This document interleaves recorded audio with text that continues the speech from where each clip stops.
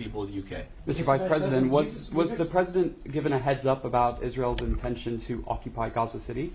I'm not going to speak to private conversations between the Israeli government and our government. I think the President obviously has been very clear about his goals, about what he wants to accomplish in the Middle East, and he's going to keep on doing that. The President, as you know, speaks to these issues commonly. I'm sure that he'll talk at some point to the media about his response to what's happened or what was announced earlier today in Gaza. But our goals are very clear. We want to make it so that Hamas can't attack innocent people. We want to solve the humanitarian problems in Gaza. We're working incredibly hard, the President and the entire team, to make sure that happens.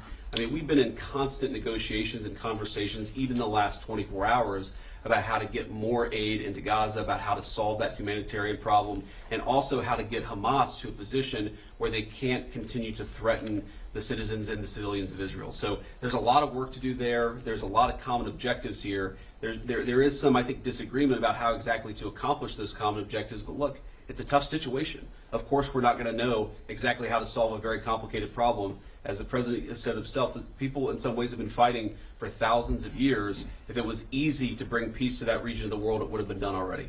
Mr. Vice President, you've expressed some concerns in the past about free speech in the United Kingdom and Europe more broadly.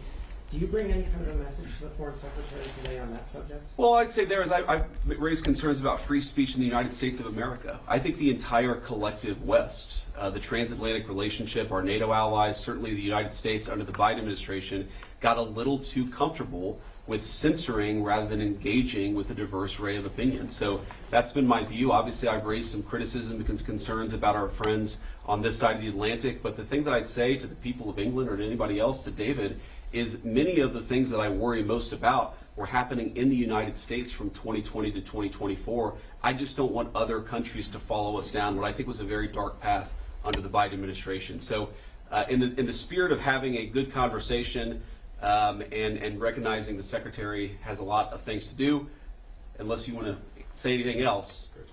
Okay. Thank you all so much. Good